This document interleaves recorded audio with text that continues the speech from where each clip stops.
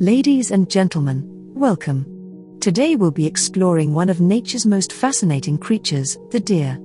As you may know, deer are the only group of animals in the world to grow antlers. In fact, antlers are the fastest growing living tissue, capable of growing over an inch per day. There are over 60 different species of deer found around the globe, on every continent except Antarctica. Deer have adapted to thrive in a wide range of habitats from tropical rainforests to rocky mountain regions. For example, the Barbary red deer is the only species found naturally in Africa. When we think of deer, most people envision the males, known as bucks. But did you know the females have their own names too?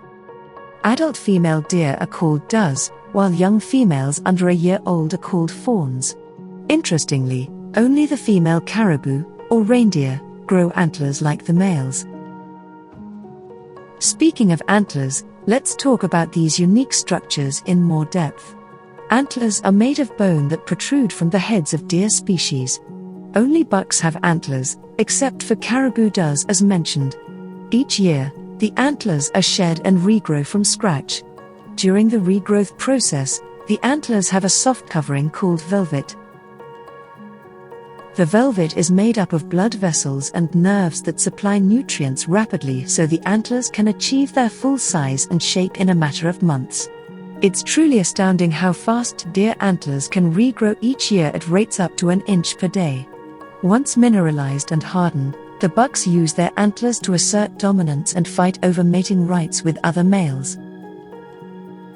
The mating season, called the rut, triggers intense sparring between bucks. Using their antlers as weapons, bucks push and shove with neck muscles tensed, hoping to prove themselves as the alpha male.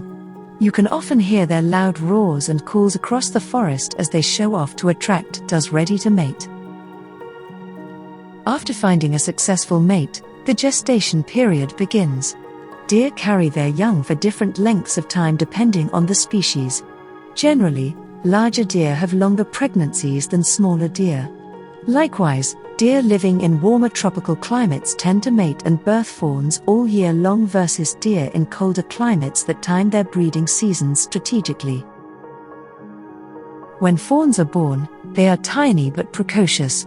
Within half an hour they can stand and follow their mother's lead to safety.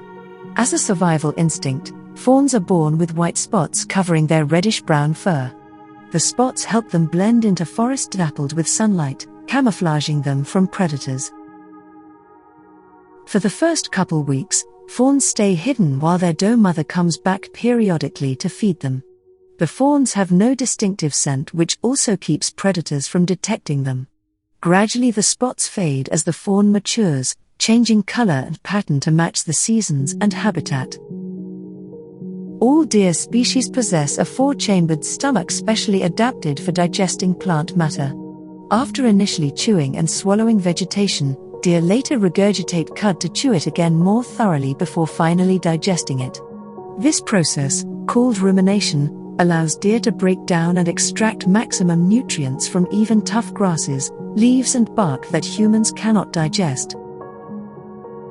In winter months when forage is scarce, deer conserve energy by decreasing activity levels and metabolism. Snow may make browsing difficult, so deer rely on stored body fat. Come spring, cascading hormones trigger renewed appetite and the annual antler growing cycle in bucks starts again. With elongated necks and slim builds, deer are elegant jumpers capable of clearing heights over 10 feet. Many are also very capable swimmers who can navigate fast-moving rivers when needed. Beyond keen senses of hearing, smell and eyesight positioned on the sides of their heads for wide panoramic views, deer have an almost 360-degree visual field, allowing potential threats to be spotted from almost any angle. Within their home range that may span several miles, deer live and feed but will migrate if resources dwindle or climatic conditions drastically change. Coat colors vary regionally as camouflage adaptations, but the most common hues are shades of brown like rust, chocolate or tan to blend into forests and grasslands. Mythical descriptions of pure white deer are based in reality too.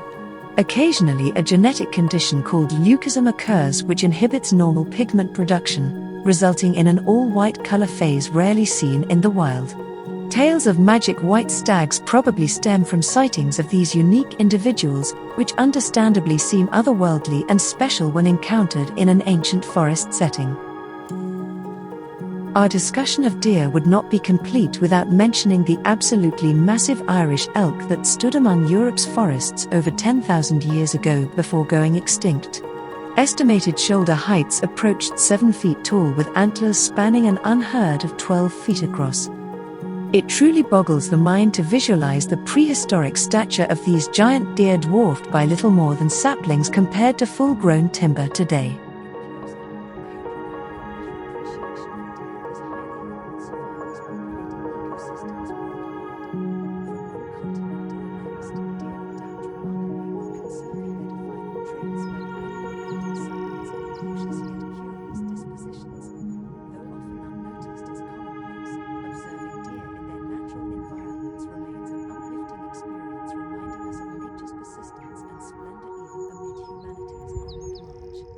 Thank you for joining me to learn more about these charismatic ungulates integral to the balance of forests, wetlands and grasslands across our planet.